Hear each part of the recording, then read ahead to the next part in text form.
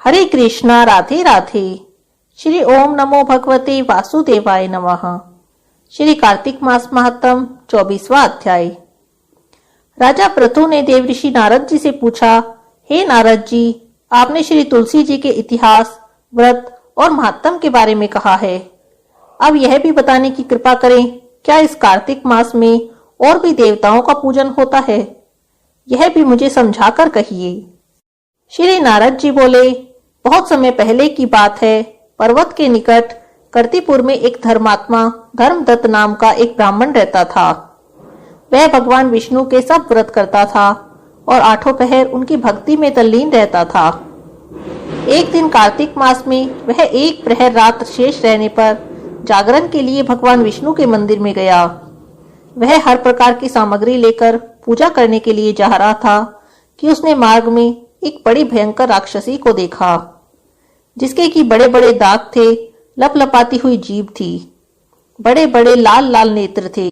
उस भयंकर राक्षसी को देखकर धर्मदत्त बुरी तरह से कांपने लगा और कुछ उपाय न देखकर उसने पूजा वाली थाली और जल का लोटा उस राक्षसी पर फेंक दिया। क्योंकि उसने भगवत नाम का जप करते हुए वह सामग्री और जल का लोटा, जिसमें कि तुलसी दल पड़ा हुआ था, उसको मारा था। इससे उसके जन्म जन्मांतर के पाप नष्ट हो गए और उसे अपना पूर्व जन्म स्मरण हो आया।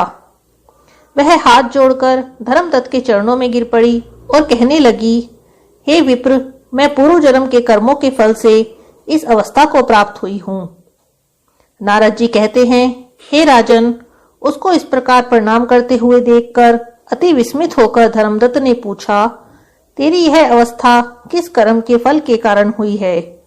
तो पूर्व जन्म में कहाँ रहती थी? तुम्हारा कैसा चरित्र था? वह सब तुम मुझे बताओ। उस राक्षसी ने, जिसका की नाम कलहा था, उसने कहा, हे ब्राह्मण, सौराष्ट्र में भिक्षुक नाम का एक ब्राह्मण रहता था। मैं उसकी पत्नी थी। मेरा स्वभाव बड़ा ही निष्ठुर था। मैंने कभी अपने पति का भला नहीं चाहा, ना कभी उसे अच्छा भोजन दिया और ना ही मिठाई ही खाने को दी। मैं प्रतिदिन उससे लड़ती झगड़ती रहती थी। तब मुझे इस प्रकार की लड़ाका देखकर और नित्य प्रति की कलह से तंग आकर उसने दूसरा विवाह करने का निश्चय किया। यह सुनकर कि मेरा पति दूसरा विवाह कर रहा है, मैंने उसके दूसरा विवाह करने से पहले ही विष खाकर आत्महत्या कर ली। मेरी मृत्यु के पश्चात यम के दूत आए और मुझे पकड़कर गदा मारते हुए यम के पास ले गए। यमराज ने मुझे देखकर चित्रगुप्त से पूछा, हे चित्रगुप्त, इसने क्या कर्म किया है? जो भी कर्म इसने किए हैं, अब इसको उनका फल भोगना होगा। तब चित्रगुप्त ने यमराज से कहा, इसने अपने जीवन में कोई भी अच्छा काम नहीं किया है।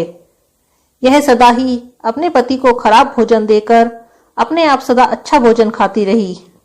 इस कारण अब यह विष्ठा खाने वाली होगी। इसको अब शुक्री का जन्म दिया जाए। क्योंकि यह अकेले ही पाक के बर्तन में भोजन करती थी, इसीलिए यह अपने बच्चों को खाने वाली बिल्ली हो। क्योंकि इसने अपने पति पर क्रोध करके आत्मघात किया है, इसीलिए यह प्रेत योनि में जाएगी।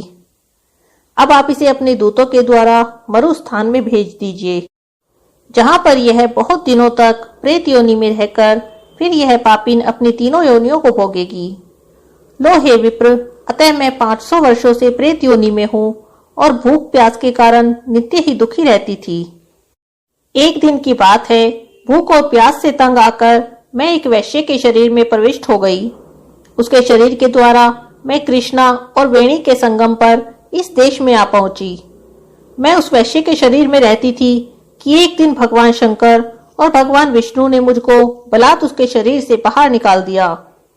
फिर मुझे आप दिखाई दिए। आपके लोटे में से तुलसी जल का एक छींटा मेरे ऊपर पड़ा, जिससे कि मेरे सब पाप नष्ट हो गए हैं। हे द्विजोत्तम, अब आप मुझे यह बताइए कि आगे होने वाली तीनों योनियों और इस प्रेत देह से मेरी मुक्ति किस तरह से होगी। धर्मदत्त कलहा की बात सुनकर और उसके पिछले कर्मों और उसकी वर्तमान अवस्था को देखकर बहुत ही दुखी हुआ। उसका दुख देखकर उसका चित्त पिघल गया। फिर उसने बड़े ही दुखी भाव से कहा।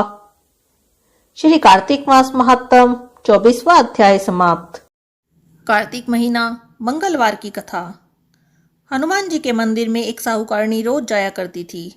चूरमा की पिंडी और एक रोटी ले जाती। कहती, कांधे सोटो लाल लंगोटो, हनुमान जी खायो चूरमे और रोटी। मैंने तुमको दिया जवानी में, तुम मुझे देना बुढ़ापे में। पूजा करके घर आई तो बहू कहने लगी, सासू जी तुम चूरमा रोटी लेकर कहाँ जाओ हो?